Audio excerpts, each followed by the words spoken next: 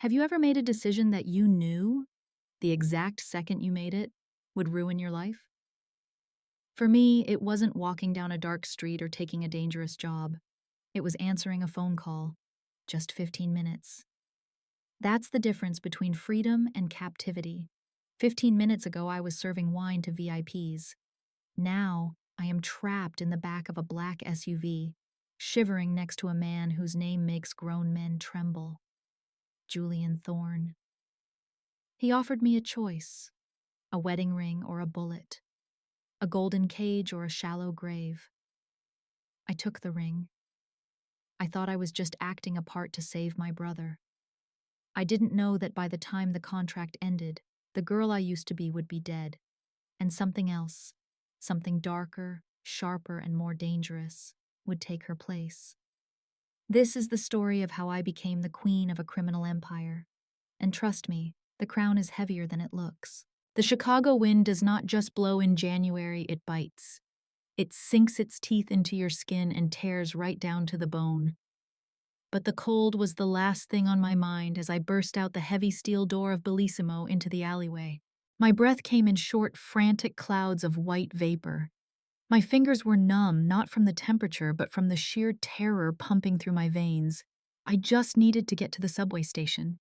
If I could just make it to the subway, I would be safe. I would disappear into the crowd. I would be just another invisible girl in a city of millions. I took one step onto the slushy gray snow, and then the world exploded in light. High beams. Blinding white LED lights cut through the darkness, freezing me in place like a deer on a highway. A massive black SUV was idling right across the narrow exit, blocking my path completely.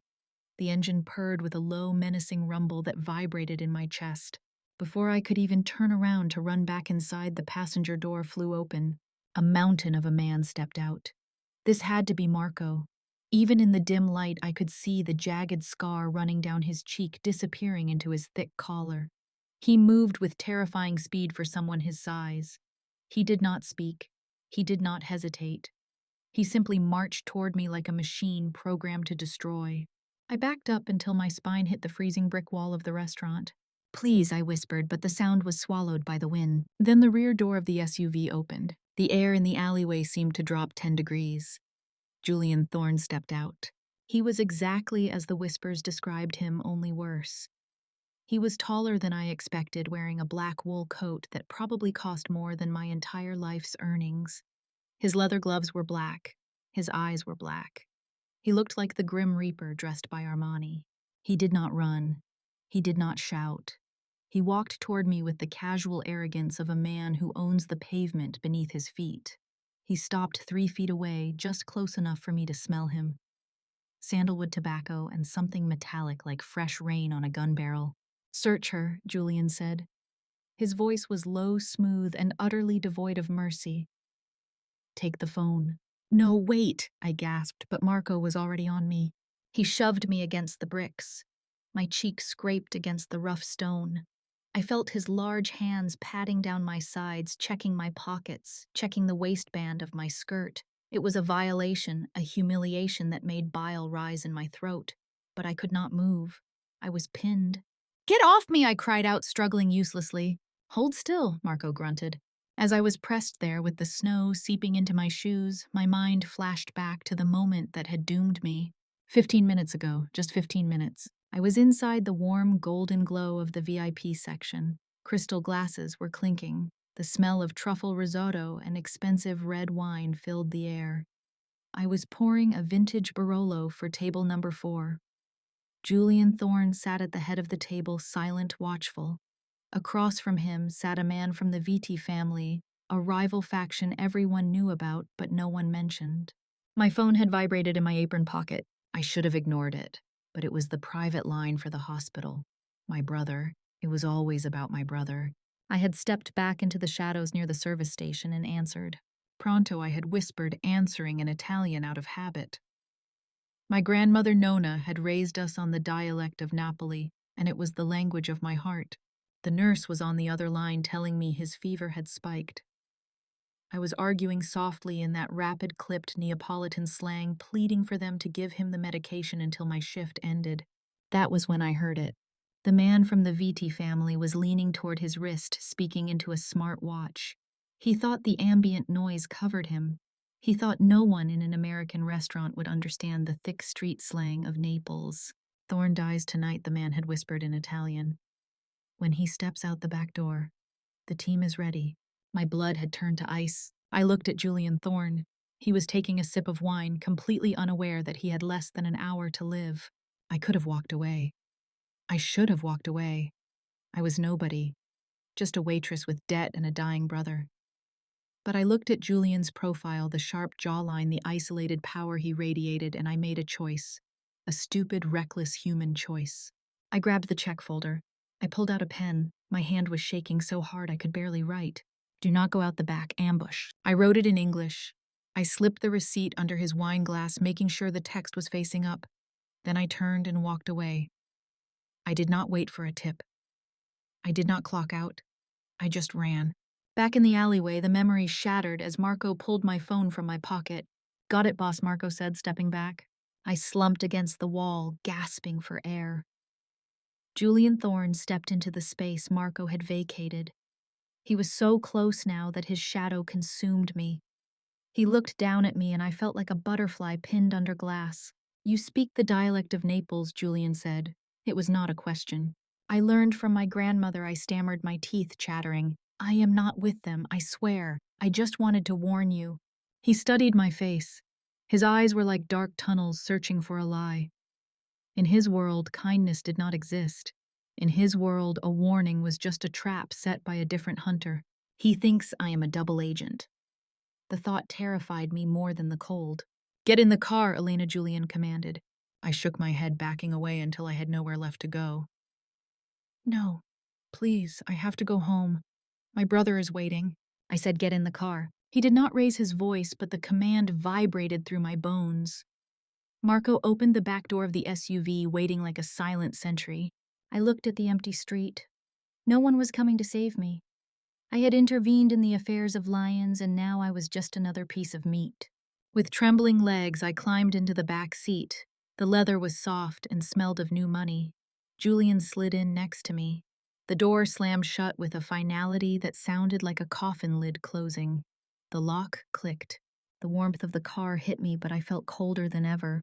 Julian reached into his inner coat pocket. My heart hammered against my ribs. Was he reaching for a gun? Was this it? Instead, he pulled out a piece of paper. It was the receipt, the cheap thermal paper from the restaurant with my jagged handwriting scrawled across the bottom. Do not go out the back. Ambush. He held it up between two long, elegant fingers. Then, with his other hand, he flicked open a silver lighter. The flame danced in the reflection of his dark eyes. He held the flame to the corner of the receipt. We both watched in silence as the fire curled the paper, turning my warning into black ash. The smell of burning paper filled the small space, choking me. When the paper was nothing but dust, he brushed his hands clean and turned to look at me properly for the first time. His gaze was intense, heavy, possessive. You saved my life, Elena, he said softly. I swallowed hard, a tiny spark of hope igniting in my chest. So you will let me go? A dark, humorless smile touched the corner of his lips. No, he whispered. That was the biggest mistake of your life. He leaned in closer until his lips were inches from my ear. Because you know too much. You are a loose end, and I do not leave loose ends. The car engine revved as the driver pulled away from the curb, merging into the snowy Chicago night. I watched the lights of the restaurant fade away into the distance. You are not going home tonight, Elena, Julian said, staring straight ahead. My breath hitched. Tears pricked my eyes, hot and stinging. If a Mafia boss told you that you were never going home, what would you do?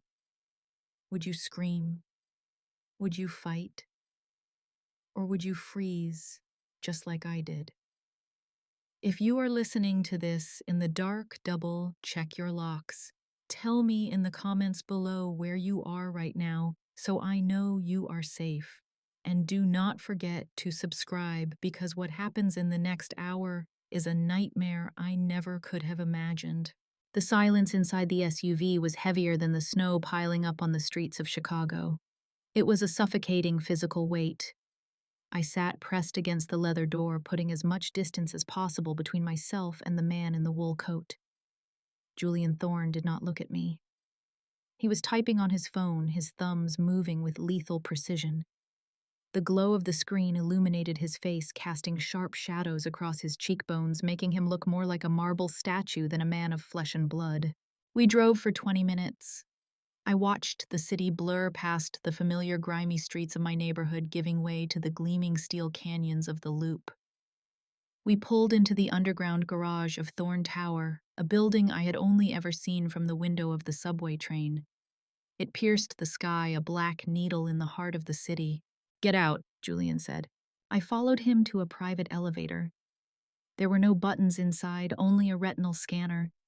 He leaned in, a beam of red light scanned his eye, and the doors slid shut with a hiss.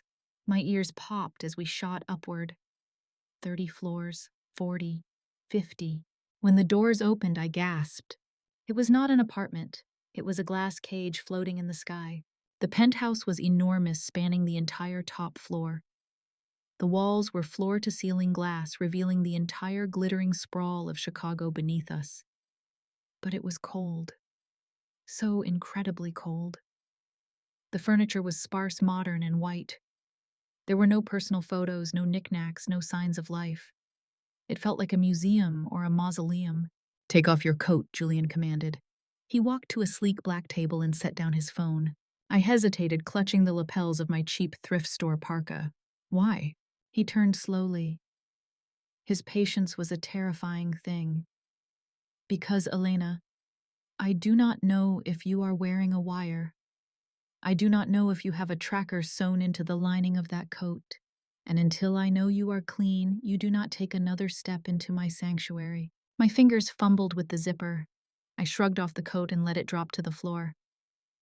Underneath, I was wearing my work uniform, a white button-down shirt stained with wine from the shift and a black skirt. "The bag, too," he said.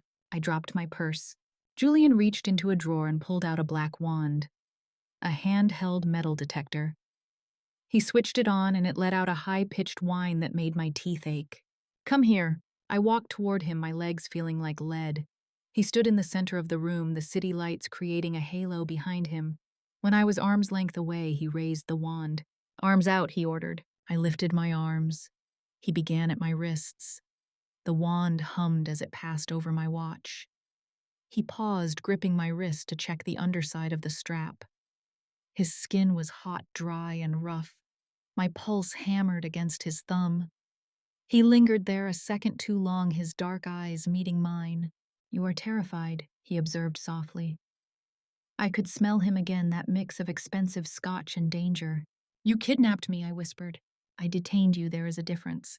He moved the wand down my side, over my ribs, down to my hips. He was close enough that I could feel the heat radiating from his body. It was invasive. It was humiliating, but it was also confusing. My body reacted to his proximity, betraying my fear with a shiver that had nothing to do with the cold. He knelt down, checking my legs, my ankles, my shoes. "Turn around." I obeyed. He swept the wand over my back. When it reached the small of my back, he paused. I held my breath. He did not touch me. Not really, but the air between us crackled with a tension that felt like a lit fuse. He stood up and switched off the device. The silence rushed back in. "Clean," he murmured. He walked to the bar and poured himself a drink, amber liquid splashing over a square of ice. He did not offer me one. "Sit." I sat on the edge of a white leather sofa. I felt dirty in this pristine room. I felt like a stain he would have to scrub out later. "Tell me exactly what you heard in the restaurant," Julian said, turning to face me. "And do not lie. If you lie, I will know." I took a shaky breath. "I told you. The man with the scar on his eyebrow." He was talking into his watch. "He said Thorne dies tonight. He said the team was ready at the back exit." Julian took a sip of his drink, watching me over the rim of the glass. "And you understood this perfectly? Neapolitan dialect is fast. It is messy. Most Italians do not even understand it." "My grandmother was from the Spanish quarter of Naples," I said defensively. "She raised me. It was the first language I spoke." Julian tilted his head. He looked like a predator examining a particularly interesting rabbit. "Let us test that," he said.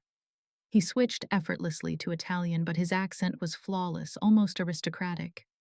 Il tuo accento è buono, ma la grammatica è dei poveri. Your accent is good, but the grammar is for the poor. I bristled. La lingua è per comunicare, non per impressionare. Language is for communicating, not for impressing. He smirked. Then he said rapidly, Se io avessi saputo che tu eri lì, io non avrei parlato. If I had known you were there, I would not have spoken. I frowned. He had made a mistake, a subtle one. Se avessi saputo, I corrected automatically without thinking. Not se io avessi. You do not need the pronoun there. It is redundant. The moment the words left my mouth, I froze. Julian's smile widened, but it did not reach his eyes. Got you. He set his glass down. You corrected me. Only a native speaker or someone fluent enough to think in the language would catch that slip in the heat of the moment. You are useful, Elena. He walked over to the table and picked up a manila folder. He tossed it onto the coffee table in front of me. It landed with a heavy thud. Open it. My hands trembled as I lifted the cover. The first thing I saw was a photo of my brother Lucas lying in his hospital bed hooked up to the ventilator. The air left my lungs. How did you get this? Keep looking, Julian said, his voice devoid of emotion. The next page was a copy of his medical bills. Over $200,000 in debt. The page after that was a photo of my apartment building. Then my credit report. Then a police report from 3 years ago when my father died drunk behind the wheel. You have been busy, I whispered, nausea swirling in my stomach. Information is the only currency that matters, Julian said. I know everything, Elena Vance. I know you dropped out of law school to pay for Lucas's heart treatments. I know you work double shifts and steal leftovers from the kitchen to save on groceries. I know you are drowning. He leaned forward, bracing his hands on his knees, bringing his face level with mine. And I know that without the experimental treatment at St. Jude's, Lucas has maybe 3 months to live. Tears spilled over my cheeks hot and fast. You are a monster. I am a businessman, Julian corrected, and I am making you an offer. He stood up and walked to the window, looking out at the city he ruled. The men who tried to kill me tonight belong to the Vitti family. They are old school, superstitious. They trust family, and they trust blood. They are hosting a gala this Saturday. I need to be inside that gala. I need to get close to Lorenzo Vitti, the son, but they will not talk business with me. They think I am just an American thug. He turned back to me, his silhouette framed by the lights. But if I walk in there with a fiancé who speaks their language, who understands their customs, who looks innocent enough to be ignored, then I become invisible. They will speak freely around you because they are misogynists who think women are furniture. You will be my ears, Elena. I shook my head, standing up. No, I am not playing spy for the Mafia. I am going home. Julian picked up his phone. He tapped the screen once. Who are you calling? I asked, panic rising in my throat. The hospital administrator, Julian said calmly. I am the biggest donor to that wing. One word from me and Lucas is discharged. Tonight. They will put him on the street. My heart stopped. You would not. He is 16. He is on a ventilator.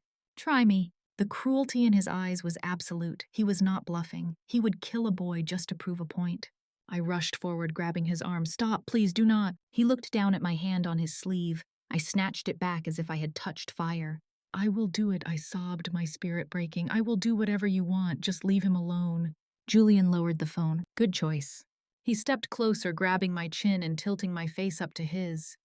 His thumb brushed away a tear on my cheek, a gesture that felt shockingly intimate after his threat. I believe you are not a spy, Elena, but you know the face of the man who ordered the hit on me. If I let you go, they will find you. They will torture you to get to me.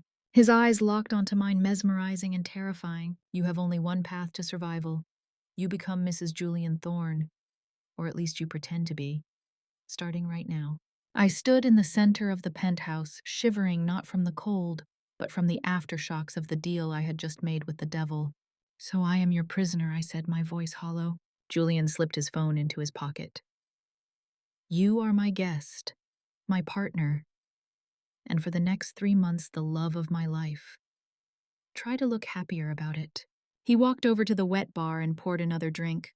This time he poured 2. He handed me a glass of amber liquid. Drink. You look like you are going to pass out, and I do not carry unconscious women. I took the glass and downed it in one burn. The whiskey hit my empty stomach like liquid fire, but it steadied my hands. Why me? I asked. You could hire a professional, an actress, a spy. Julian swirled his drink, looking into the depths of the liquor. My mother is dying. I blinked, surprised by the sudden shift. What? She is in a care facility upstate. She has dementia.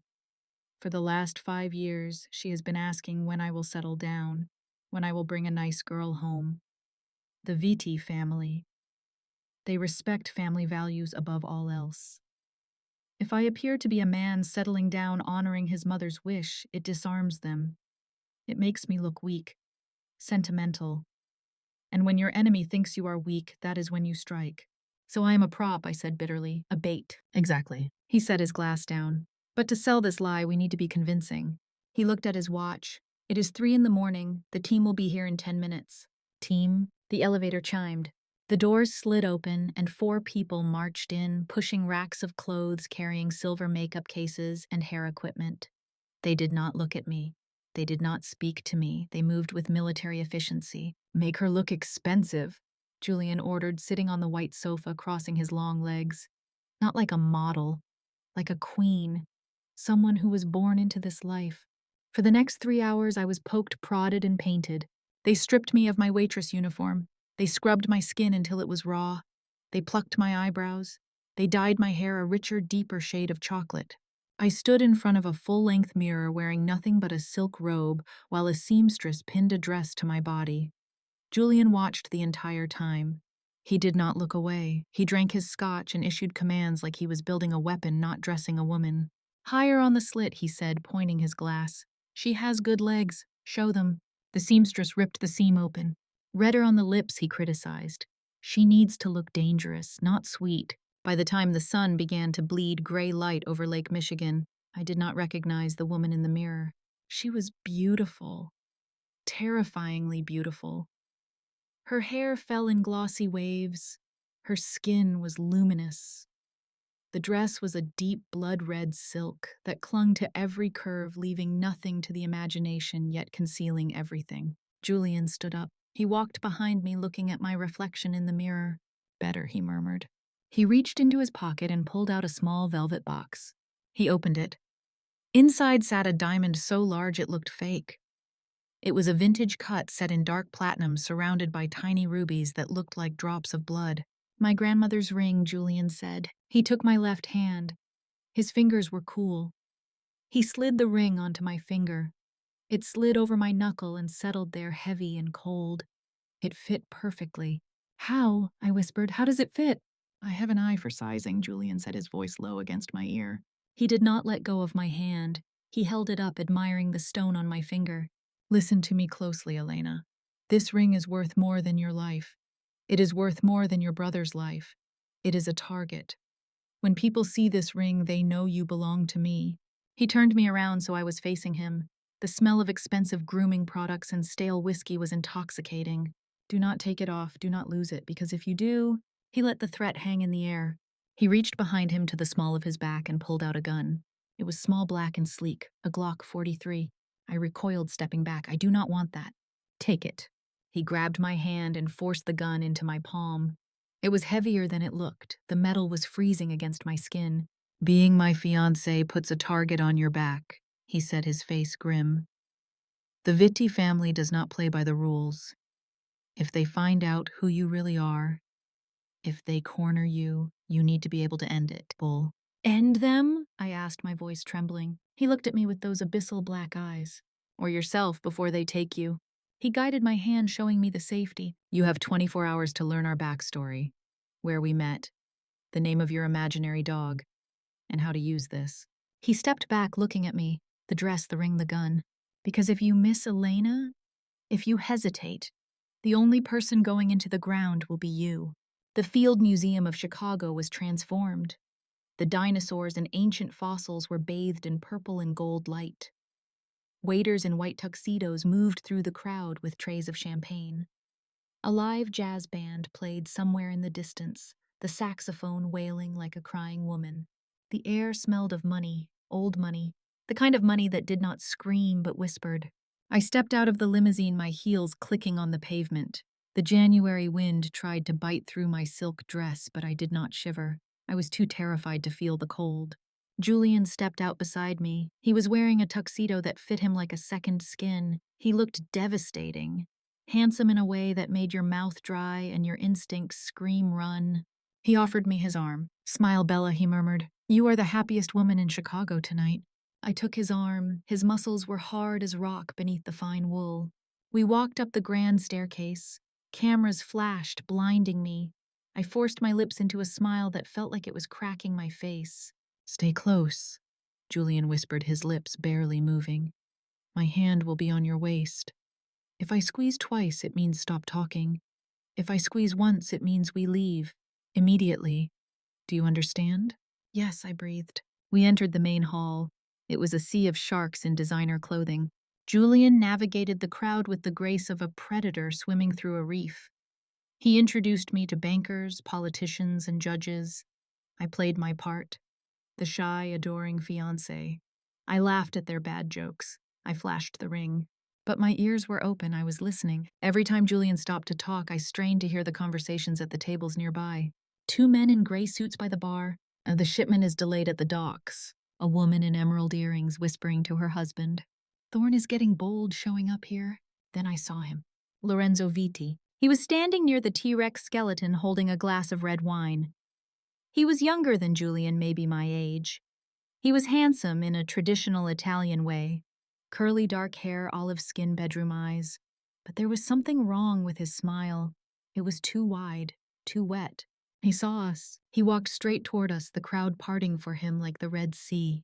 "Julian," I felt his hand tighten on my waist. A warning. "Thorne Lorenzo," said his voice smooth like oil. "I did not think you would come. After the unpleasantness the other night." Julian smiled. A shark's smile. "I do not know what you mean, Lorenzo. I had a very peaceful night." Lorenzo's eyes flicked to me. They raked over my body, lingering on the slit of my dress, then on my chest, then finally landing on my face. It felt like being touched by slimy hands. "And who is this vision?" Lorenzo asked. "My fiancé Julian," said, his tone turning icy. "Elena." Elena. Lorenzo took my hand before I could pull away. He brought it to his lips, but he did not kiss it. He just breathed on my skin. Enchanted. "May I have this dance?" Lorenzo asked. I stiffened. Julian's hand squeezed my waist. Once, twice. He wanted to say no, but to refuse would be an insult. It would cause a scene. "Of course," Julian said, his voice tight. "But bring her back. She gets tired easily." Lorenzo pulled me onto the dance floor. The band began to play a slow waltz. Lorenzo pulled me close, too close. His hand on my back was sweaty. He smelled of heavy musk and something sour like old wine. "You are beautiful, Elena," he said in English. "Too beautiful for a dog like Thorne." I smiled stiffly. Julian is a good man. Lorenzo laughed. A cruel barking sound. Good men do not own half the city's vice. He spun me around. As my back turned to the crowd, he leaned down, his lips brushing my ear.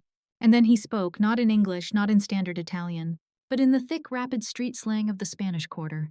"Tu puzzi di paura, piccerella. Quanto ti ha pagato Thorne per fare la puttana stasera?" "You smell of fear, little one. How much did Thorne pay you to play the whore tonight?" My heart hammered against my ribs like a trapped bird. This was the test. If I reacted, if I flinched, if I showed even a flicker of understanding, he would know. He would know I was the one who intercepted the call. He would know I was the loose end. I forced my face to remain blank, a mask of confused innocence. I blinked, pulling back slightly to look at him. "I am sorry?" I asked in my flat American accent. "The music is so loud." "Did you say something about the wine?" Lorenzo stared at me. His dark eyes searched mine, looking for the lie. I held his gaze. I thought of my brother. I thought of the debt. I thought of the gun strapped to my thigh under the silk. "I only speak English," I said apologetically. "And a little high school Spanish. Hola?" I gave a silly little giggle. Lorenzo's eyes narrowed. For a second, I thought he was going to snap my neck right there on the dance floor. Then he relaxed. The suspicion faded, replaced by dismissal. He thought I was just a dumb American trophy wife. "My mistake," he said in English. "I said you look divine." The song ended. I pulled away instantly. "I need the ladies' room," I said, breathless. "Excuse me." I did not wait for his answer. I turned and walked as fast as I could without running toward the corridor. I needed to breathe. I needed to wash the feel of his hands off my skin. I pushed into the women's restroom. It was empty, thank God. White marble gold fixtures, silence. I rushed to the sink, splashing cold water on my face. My hands were shaking so hard I could barely turn the tap off. Calm down, Elena, you did it. He believed you. I grabbed a paper towel, drying my face. Then I saw it. In the mirror, the reflection of the last stall door. It was slightly ajar, and on the floor, protruding just an inch into the main room, was a hand. A woman's hand, pale, lifeless, wearing a catering server's bracelet. I spun around, gasping. I walked slowly toward the stall. "Hello," I whispered. "Are you okay?" I pushed the door open. The scream died in my throat. It was one of the waitresses. Her throat had been slit. She was stuffed awkwardly onto the toilet, her eyes wide open, staring at nothing. Blood was pooled on the white tile, thick and dark. I stumbled back, my hand covering my mouth. Panic exploded in my brain. I had to get out. I had to find Julian. I turned to the exit. Click. The sound of the main door lock turning. I froze. Heavy footsteps echoed on the marble floor. Slow, deliberate, not the click of heels, the heavy thud of men's dress shoes. Someone was in here. Someone had followed me. I looked at the dead girl. Then I looked at the gap under the stall door. The footsteps stopped. Then a voice spoke low and mocking in that same Neapolitan dialect. "So che sei lì. E so che hai capito tutto, puttanella." "I know you are in there. And I know you understood everything, little whore." It was not Lorenzo. It was the man from the restaurant, the one with the scar. He began to kick open the stall doors one by one. Bang! First stall. Bang! Second stall. I was in the last one with the body. I had left my gun in my purse, which I had left at the table with Julian because it ruined the line of the dress. I was trapped, with a corpse, and a killer was 2 doors away. You're in the restroom with a dead body. And the killer is right outside the door, just steps away. Elena doesn't have a gun. She left it outside. The front door is locked. What should she do, scream or use the body as a shield? Comment your solution below. I really need your opinions. And don't forget to subscribe to the channel immediately, because in the next part, Julian will show you why he's called the Devil of Chicago. You won't want to miss that bloody scene. The lock of the stall door shattered with a single brutal kick. Wood splintered and flew inward, striking my arm, but I did not feel the pain. I was pure adrenaline, pure terror. The man with the scar stood there, filling the doorway. He was huge. In the confined space of the bathroom stall, he looked like a nightmare made flesh. He grinned, revealing yellow teeth. "Found you, Puttanella." He lunged. I did not scream. I did not freeze. I thought of Lucas lying in that hospital bed, helpless without me, and a feral rage exploded in my chest. As his meaty hands reached for my throat, I swung my purse with every ounce of strength I had. It was heavy, filled with my phone keys and a small bottle of mineral water. It connected with the side of his head with a sickening thud. He grunted, stumbling back a step, but he did not fall. He shook his head like a bear shaking off a bee sting. "Bitch," he growled. He grabbed my hair, yanking my head back so hard I saw stars. Pain seared through my scalp. I gasped, clawing at his wrist, but his grip was iron. He slammed me against the stall partition. The metal divider rattled and bent under the impact. I reached into my purse, fumbling blindly. My fingers closed around the travel-sized bottle of mineral water spray. It was not pepper spray. It was useless, expensive water. But it was all I had. I aimed for his eyes and sprayed. It was a pathetic defense. He blinked, roaring in annoyance more than pain, but it bought me a second. Just 1 second. I lifted my leg and drove the heel of my stiletto straight down onto the arch of his foot. 4 inches of steel spike piercing leather and flesh. He howled, releasing my hair. I scrambled past him, slipping on the blood that was already pooling on the floor from the dead girl. I made it 2 steps toward the main door. Then a hand closed around my ankle. I fell hard, my chin hitting the marble floor. The impact jarred my teeth. He dragged me back across the slippery tiles like a rag doll. I kicked, I clawed at the grout lines, breaking my nails until they bled. "No!" I screamed. "Get off me!" He flipped me over, pinning me down with his massive weight. His hands were around my throat, instantly squeezing. Air. I needed air. Black spots danced in my vision. His face was inches from mine, red and sweaty, his eyes full of murderous intent. "Say hello to the devil for me," he hissed. My lungs burned, my vision tunneled. The sounds of the jazz band outside faded into a high-pitched ringing. I was going to die here, on a bathroom floor next to a stranger's corpse. Then the bathroom door exploded inward. It wasn't opened, it was kicked off its hinges. Julian Thorne burst into the room. He did not look like the elegant businessman in the tuxedo anymore. He looked like death. His eyes were wide, wild, completely devoid of humanity. He saw me pinned on the floor and a sound ripped from his throat, a guttural, animalistic roar that made the tiles vibrate. The man on top of me looked up, his eyes widening in recognition. Thorne. He tried to reach for the gun inside his jacket. Too late. Julian was on him. He did not use a gun. He did not seek cover. He launched himself through the air, tackling the man off me with the force of a freight train. They crashed into the sinks, shattering the porcelain. Water sprayed everywhere, mixing with the blood on the floor. I scrambled back, coughing, gasping for air, my hand flying to my bruised throat. "Get up!" Julian roared at me, not looking away from his enemy. The man with the scar swung a heavy fist, connecting with Julian's jaw. Julian's head snapped back, but he didn't even slow down. He grabbed the man's head and slammed it into the broken remains of the sink. Once, twice. Crunch. The sound of bone breaking echoed in the tiled room. But the scar-faced man was tough. He pulled a knife from his belt, slashing wildly. The blade cut through the sleeve of Julian's tuxedo, slicing into his arm. Blood. Julian's blood splattered onto the white floor. Julian did not flinch. He caught the man's wrist, twisting it until something snapped. The knife clattered to the floor. Then, with a movement so fast I almost missed it, a silver blade appeared in Julian's hand. It slid out from his sleeve like a magician's trick. He drove the blade into the man's neck. It was not clean. It was not quick. It was messy and brutal and intimate.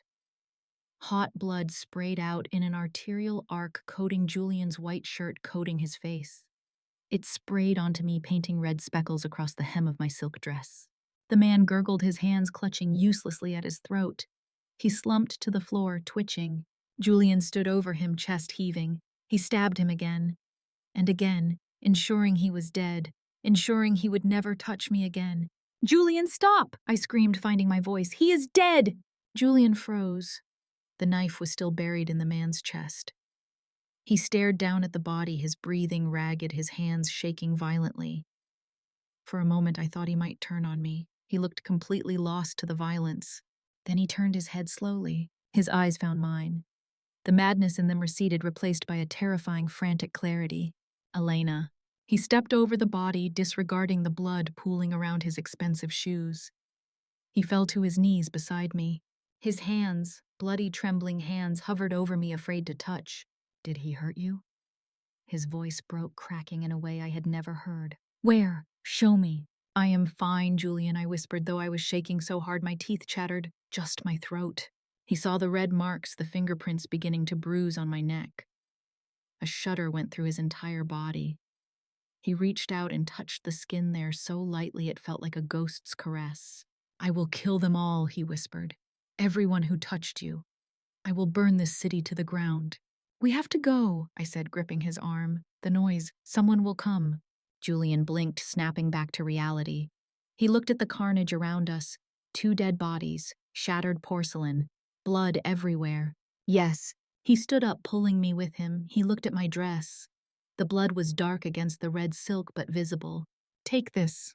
He stripped off his ruined tuxedo jacket. Beneath it, his white shirt was soaked in blood, both his and the dead man's.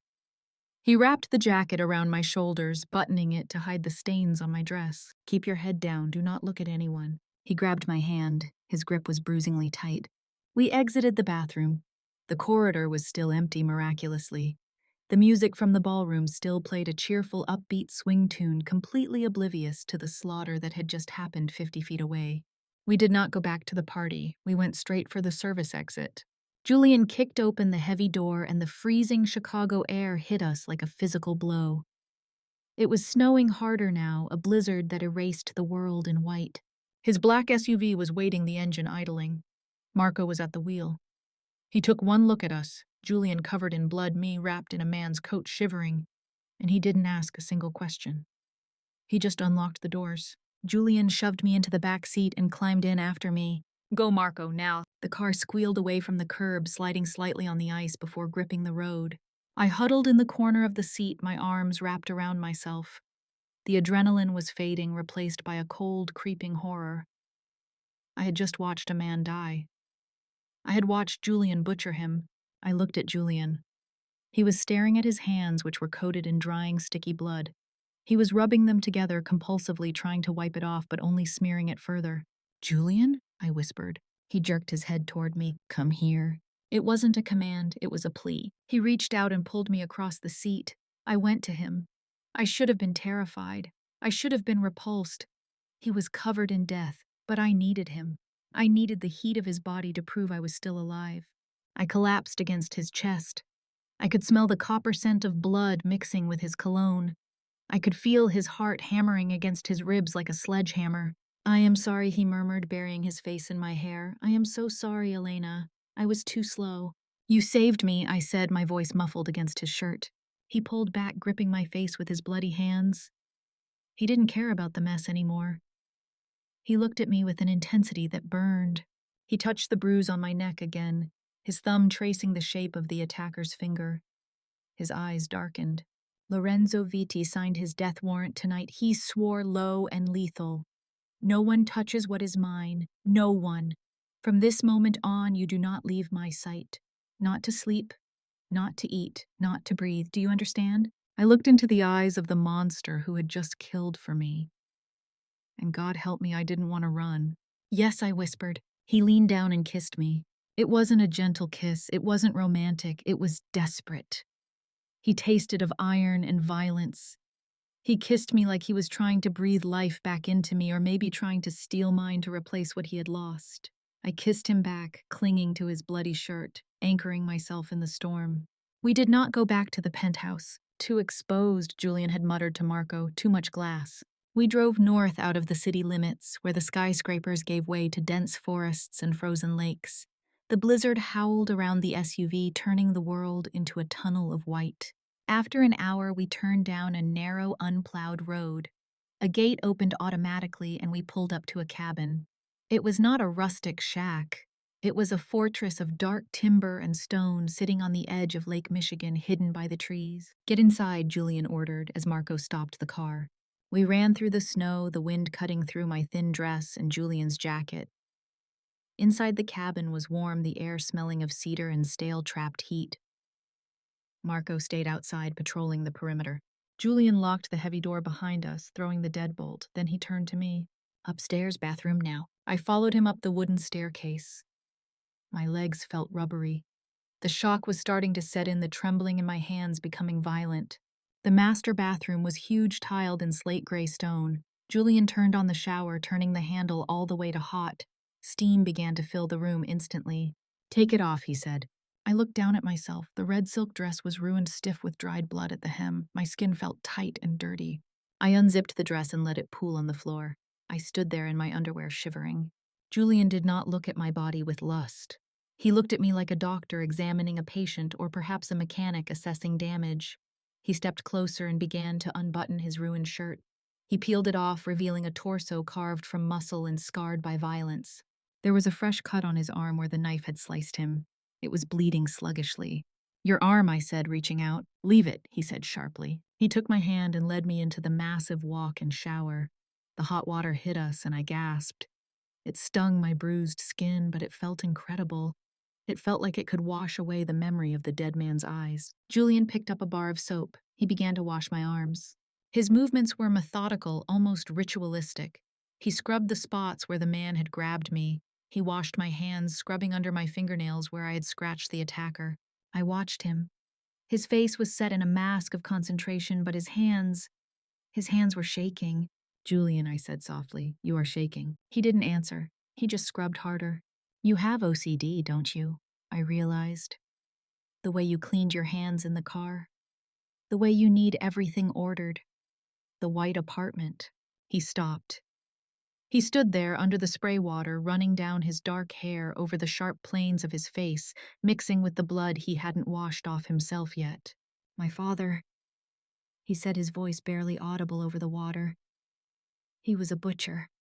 Not literally, but in the business. He used to come home covered in it, every night. He would sit at the dinner table with it under his fingernails. He looked at his own hands, staring at the pink water swirling down the drain. I swore I would never be dirty like him. I swore I would keep my world clean, sterile. He looked up at me, and the vulnerability in his eyes broke my heart. And tonight, I covered you in it. I dragged you into the filth I spent my life trying to escape. He dropped the soap. He leaned his forehead against mine, closing his eyes. I hated myself for it, Elena. Every drop of blood that touched you felt like acid on my own skin. I reached up, cupping his face. The water slicked our skin, making us slippery. You saved me, Julian. You got dirty so I could stay alive. That is not filth. That is... I couldn't find the word. Love? No, too soon. Too impossible. That is sacrifice, I whispered. He opened his eyes. They were dark, wet, and full of pain. Let me clean you, I said. I picked up the soap. I washed his chest, gentle over the old scars. I washed his arms, careful around the fresh cut. I washed his hands, interlacing my fingers with his until the water ran clear. We stood there for a long time, just breathing in the steam, holding on to each other. There was no sex. The trauma was too fresh, the exhaustion too deep. But there was intimacy. A raw, stripped-down intimacy that felt more dangerous than any gun. Later, we lay in the massive bed, wrapped in thick down comforters. The wind howled outside, rattling the window panes. Julian lay on his back, staring at the ceiling. His gun was on the nightstand next to my head. My gun was under my pillow. Why do you do it? I asked into the darkness. If you hate the filth, why stay in the life? Why not take your money and disappear? Julian turned his head on the pillow to look at me.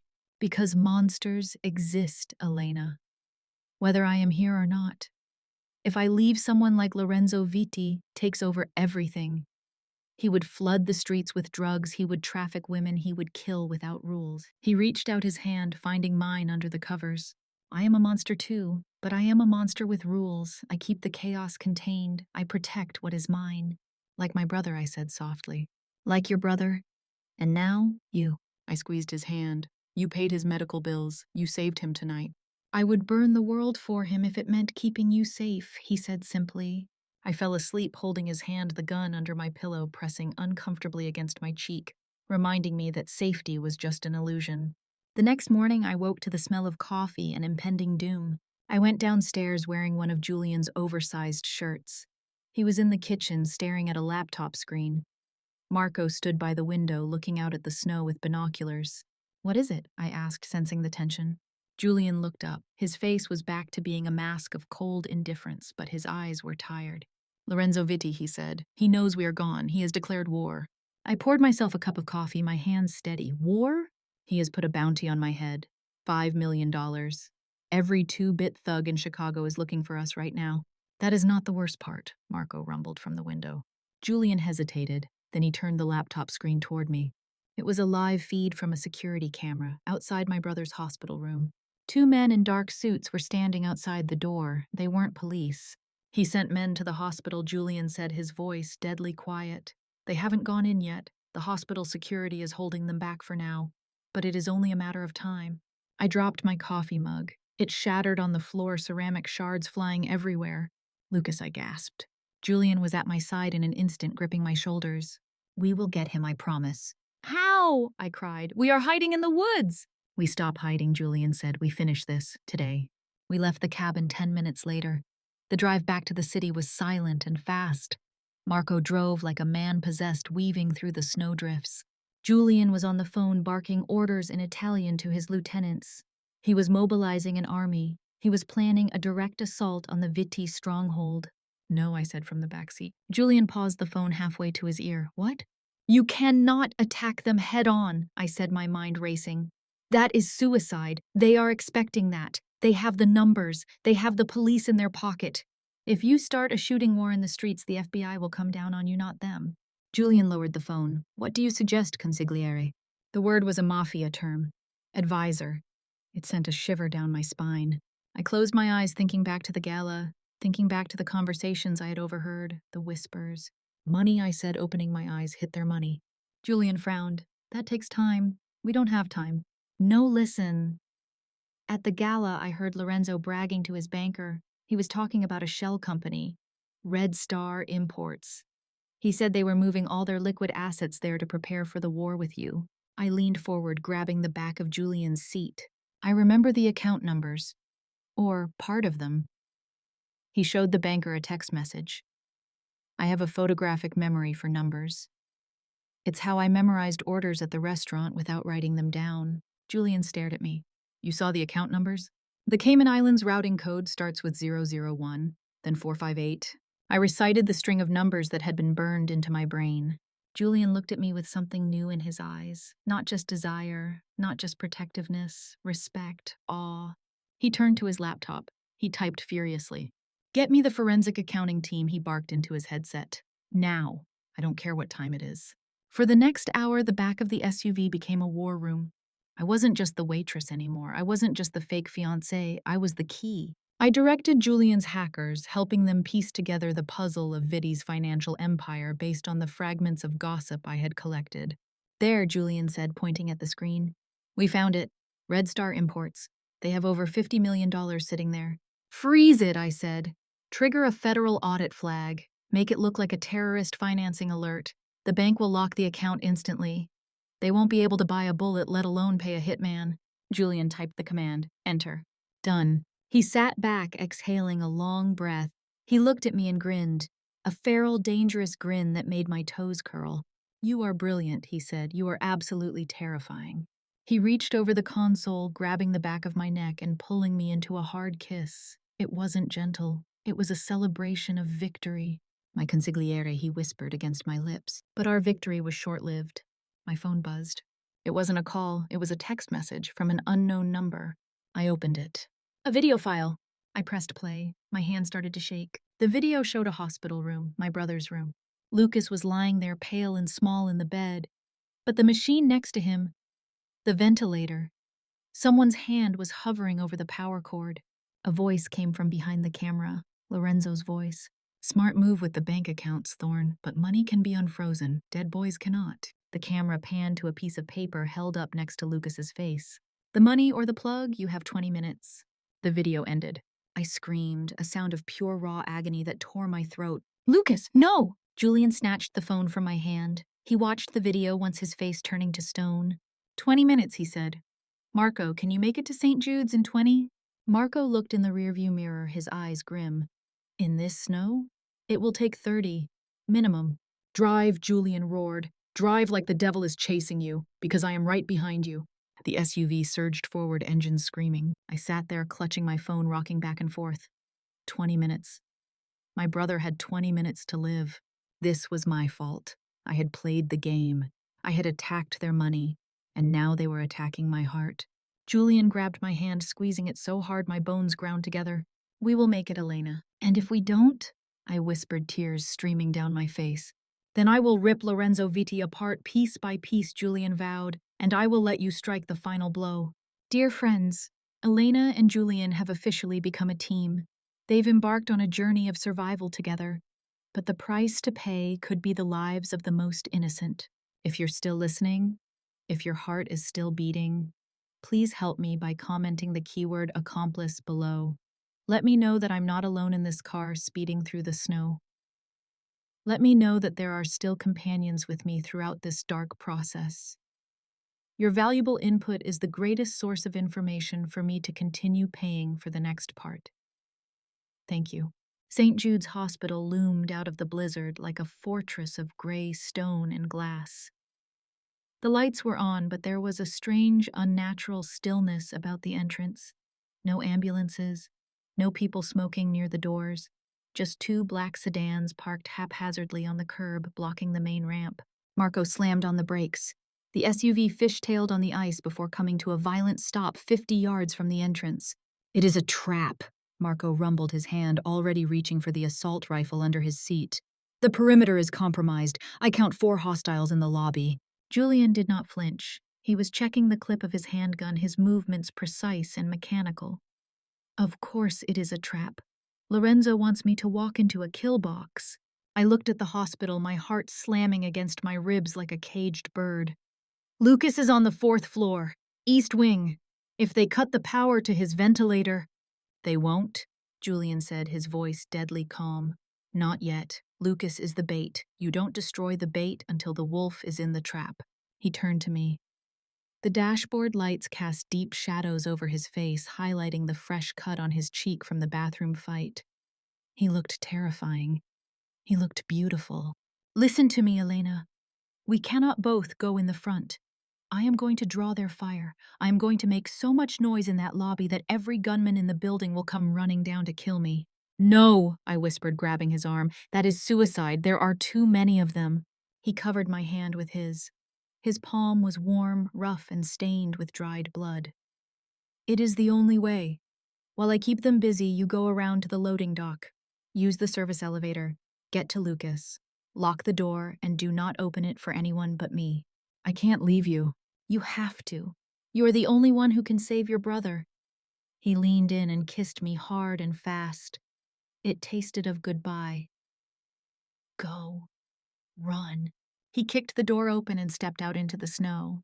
Marco followed him, racking the slide of his rifle. I watched through the window as Julian walked straight toward the main entrance. He didn't run. He didn't hide. He walked with his arms spread wide, a taunt to every enemy watching. He fired a single shot into the air, shattering the silence of the winter night. VD! Julian roared, his voice echoing off the buildings. Come and get it! The lobby windows exploded outward. Gunfire erupted. It was a deafening, continuous roar. Glass shattered, spraying onto the snow like diamonds. I saw muzzle flashes from inside the hospital. I forced myself to look away. I forced my legs to move. I scrambled out of the SUV and ran into the shadows toward the side of the building. The snow was up to my knees, freezing and heavy. I slipped, fell, scrambled back up. My lungs burned. I reached the loading dock. The door was locked. I smashed the glass panel with the butt of the gun Julian had given me. I reached in, unlocking it. I was inside. The hospital corridors were dim lit only by emergency strips. The air smelled of floor wax and antiseptic, a smell that usually meant safety but tonight smelled like a morgue. I could hear the gun battle raging in the lobby. It sounded like a war zone. Julian was down there fighting an army so I could slip through the shadows. I ran toward the service elevators, but then I stopped. If I went up there now, I would be walking into a hostage situation. Lorenzo was likely already in the room. He would have men in the hallways. I needed an advantage. I needed to blind them. I remembered the blueprints. I had studied the hospital layout when I was trying to figure out how to sneak Lucas extra food. The maintenance basement, the main breaker box. I changed direction. I ran down the stairs, my footsteps echoing on the concrete.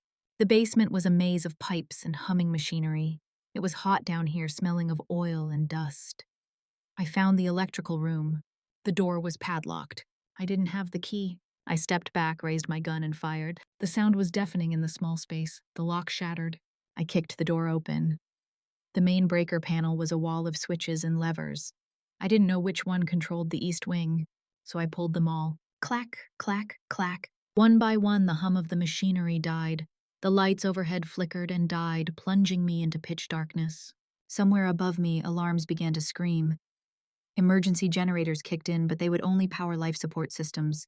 The hallways, the cameras, the elevators, they would all be dead. I turned on my phone flashlight and ran back up the stairs. Now we are even, Lorenzo.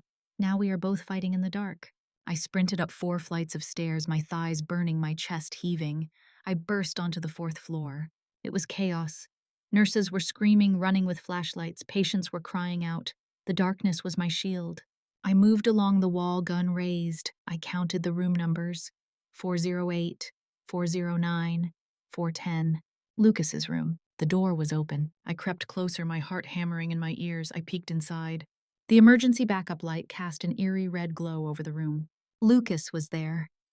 He was still in bed. The ventilator was still humming, powered by its internal battery. He was asleep or sedated, unaware of the war happening outside his door. But he wasn't alone. Lorenzo Vitti was sitting in the visitor's chair. He looked relaxed, comfortable even. He held a silver pistol in his lap. He wasn't looking at the door. He was looking at Lucas. The lights were a nice touch, Elena, Lorenzo said. He didn't shout. He spoke conversationally, as if we were having tea. Clever girl. Julian taught you well? I stepped into the doorway, gun pointed at his chest. My hands were shaking. Get away from him, I said. My voice sounded thin and brittle. Lorenzo turned to look at me. He smiled. It was the smile of a man who held all the cards. Drop the gun, he said. He raised his pistol and pressed the muzzle against Lucas's temple. My breath hitched. No, please. Drop it, or I paint the wall with his brains. I looked at Lucas. He looked so small, so fragile. I slowly lowered my arm. I crouched down and placed the gun on the floor. I stood up, hands raised. Kick it away, Lorenzo ordered. I kicked the gun. It skittered across the linoleum, stopping under the bed. Lorenzo stood up, keeping his gun trained on my brother. Where is he? Lorenzo asked. Where is the great Julian Thorne? Did he die in the lobby? He is coming for you, I said defiantly. I doubt it. I sent 10 men down there, 10 professional killers. Then you sent 10 men to their deaths, a voice rasped from the hallway. Lorenzo spun around. Julian stood in the doorway. He looked like a corpse walking. His shirt was shredded. Blood poured from a wound in his shoulder and another in his thigh. His face was pale, coated in sweat and grime. But his eyes were burning coals of hatred. He held a gun in his good hand, but it was hanging by his side. He looked like he barely had the strength to stand, let alone aim. Thorne, Lorenzo sneered, pivoting his body. He swung his gun away from Lucas, aiming it directly at Julian's heart. Drop your weapon, Julian, Lorenzo commanded, or the girl watches you die. Julian's fingers opened. His gun fell to the floor with a heavy thud. Let them go, Lorenzo, Julian wheezed, leaning against the door frame. This is between us. Oh, it is, Lorenzo agreed, and it ends now. He cocked the hammer of his gun. Goodbye, Thorne. Time did not just slow down, it stopped. I saw every dust mote floating in the red emergency light. I saw the bead of sweat rolling down Lorenzo's temple. I saw the widening of Julian's eyes, not with fear for himself, but with terror for me. Lorenzo's finger began to tighten on the trigger. He was going to kill Julian, then he was going to kill me, then Lucas. I was the only variable he hadn't accounted for. He thought I was disarmed. He thought I was just a frightened sister, a waitress, a fake fiancée. He didn't know about the ankle holster. Julian had strapped the small backup revolver to my ankle in the car, just in case, he had said. The unexpected blade cuts the deepest. I didn't have time to think. I didn't have time to weigh the morality of taking a human life. There was no judge, no jury, no law. There was only the predator and the prey. And I refused to be the prey. No! I screamed. I dropped to my knees. Lorenzo flinched, distracted by my movement, thinking I was collapsing in grief. His eyes flickered toward me for a fraction of a second. That was all I needed. My hand flew to my ankle. I felt the cold steel of the revolver. I ripped it from the Velcro strap. I didn't aim. I didn't close one eye. I pointed the barrel up from the floor at the man who threatened my family. Don't hesitate, Julian's voice echoed in my memory. Hesitation is death. I pulled the trigger. Boom! The sound was louder than I expected in the small room. It was a thunderclap that shattered the world. The recoil jarred my wrist. I watched as a red mist sprayed into the air behind Lorenzo. The bullet caught him under the chin. It snapped his head back violently. His gun fired into the ceiling plaster, raining down like snow. Lorenzo Vitti stood there for one impossible second, looking surprised. Then his knees buckled. He collapsed backward, crashing into the medical cart, sending trays and instruments clattering across the floor. He hit the ground and didn't move. A dark pool began to spread rapidly around his head. Silence rushed back into the room, ringing in my ears. I stayed on my knees, arms still extended, gun still pointed at the space where he had stood. Smoke curled lazily from the barrel. My brother was still sleeping. The ventilator hissed rhythmically. Hiss, click, hiss, click. I killed him. The thought floated in my mind, detached and clinical. I had just killed a human being. I waited for the horror. I waited for the bile to rise in my throat. I waited to break down. But the horror didn't come. Instead, I felt a cold, absolute calm. I felt safe. Elena, Julian's voice broke the trance. He limped toward me, leaving a trail of blood drops on the floor. He fell to his knees in front of me. He didn't look at Lorenzo's body. He only looked at me. He grabbed my shoulders, his grip desperate. Are you hit? Did he hurt you? I shook my head slowly. I lowered the gun, placing it gently on the floor. I killed him, I whispered. Julian pulled me into his chest. He wrapped his arms around me, burying his face in my neck. He was shaking. The great, untouchable Mafia Don was shaking like a leaf. You saved us, he rasped. You saved everyone. He pulled back, cupping my face. His thumbs wiped away tears I didn't know I was crying. "Listen to me," he said, his voice urgent. "The police are coming, the sirens. Do you hear them?" I listened. Yes. In the distance rising above the blizzard, the wail of sirens was getting louder.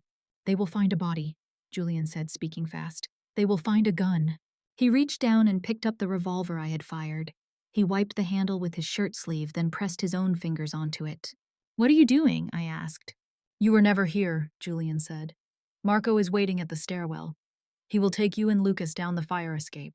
There is a van waiting in the alley."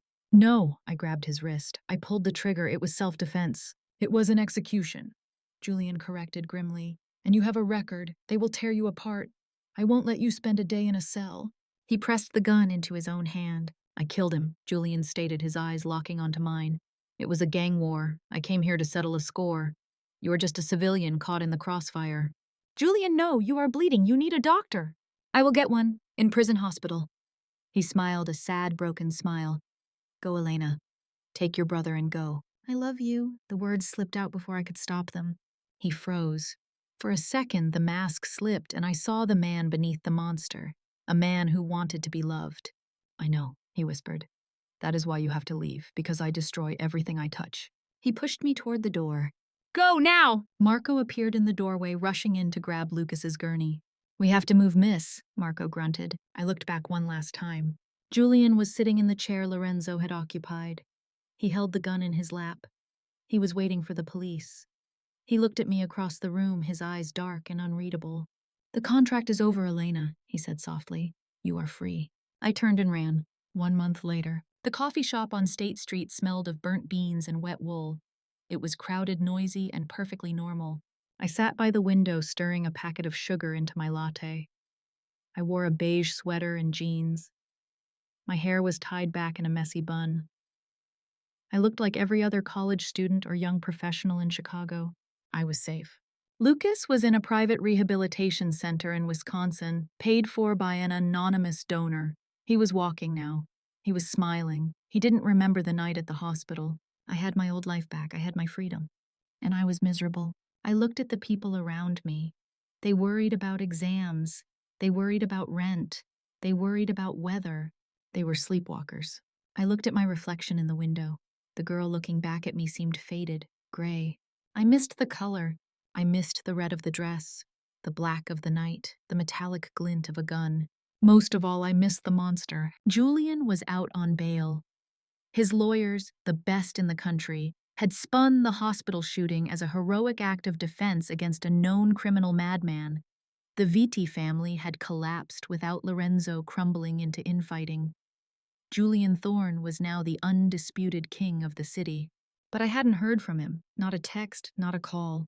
"The contract is over," that was what he said. I looked down at my hand. The ring finger was bare. It felt light. Too light.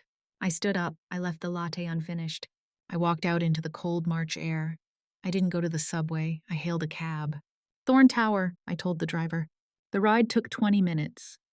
20 minutes to decide if I was crazy or if I was finally waking up. I walked into the lobby. The security guard looked up. He recognized me instantly. His eyes widened. "Miss Vance?" "I am here to see Mr. Thorne," I said. My voice didn't tremble. He is in a meeting. I don't know if..." I walked past him toward the private elevator. I didn't have a key card anymore. I stood in front of the scanner. "Override it," I said to the guard over my shoulder. He hesitated, then typed something into his console. The doors slid open. I rode the elevator up those 50 floors. My heart wasn't racing with fear this time. It was racing with anticipation. The doors opened. The penthouse was the same. Cold, glass, white. Julian was standing by the window, his back to me. He was wearing a gray suit, looking out at his kingdom. He didn't turn around. "I told security not to let anyone up," he said, his voice rougher than I remembered. "Since when do I listen to what you tell me?" I asked. He stiffened. He turned slowly. He looked tired. There were new lines around his eyes. He looked like a man who hadn't slept in a month. "Elena," he breathed. "What are you doing here? You are safe. You are out." "I tried," I said, walking toward him. "I tried the normal life. It doesn't fit anymore." "You don't know what you are saying," he said, stepping back as if I were a ghost. "Go back to Wisconsin. Go back to being innocent." "I am not innocent, Julian," I said steadily. I put a bullet in a man's head, and I didn't lose a wink of sleep over it. I stopped in front of him. I reached into my pocket. I pulled out the ring, the massive diamond with the blood-red rubies. I had kept it. I stole it the night I left. I tossed it onto the glass coffee table. It spun loudly, coming to rest with a sparkle. You said the contract was over, I said. Julian looked at the ring, then at me. It is. Well, I crossed my arms. I am here to negotiate a renewal. His eyes darkened. The hunger was there, buried deep but rising. This isn't a game, Elena. If you stay, if you put that ring back on, there is no exit clause. Not this time. You will be hunted. You will be hated. You will be the wife of a criminal. I know, I said. I don't want a safe life. I want a life with you. I stepped closer until my chest brushed his. I reached up and straightened his tie. The world is full of monsters, Julian. I would rather be the queen of the monsters than a sheep waiting to be eaten. He stared at me for a long, agonizing moment. He was fighting his own nature, fighting his desire to protect me versus his desire to possess me. Possession won. He let out a ragged breath. He dropped to his knees. For the first time in his life, the King of Chicago knelt. He picked up the ring from the table. He took my left hand. His grip was iron. This is not a marriage proposal, he warned, his voice low and dangerous. This is a sentence. I will consume you. I will corrupt you. And I will never ever let you go. Promise? I whispered. He slid the ring onto my finger. I swear it on my blood. He stood up and pulled me into his arms. He kissed me, and it felt like coming home. It felt like fire and ice and steel. I looked out the window over his shoulder at the sprawling city below. The lights twinkled like fallen stars. It was a dangerous world out there, a dark world. But as Julian's arms tightened around me, I smiled. Let them come, let them try. The queen was home, and that is the story of Elena and Julian. In the end, Elena realized that fate's hands aren't always gentle. Sometimes they are rough, bloody, and scarred, just like Julian's. But sometimes, those are the only hands strong enough to catch us when we fall. They found love not in the light, but in the shadows, proving that even in the darkest corners of Chicago, a queen can rise if she has the courage to embrace her own monsters. If this story made your heart race, please leave a like and subscribe to Fate's Gentle Hands. Don't forget to hit the notification bell because Fate writes a new story every single day and you won't want to miss where it takes us next. What would you have done in Elena's place? Tell me in the comments below. Until next time, stay safe or stay dangerous.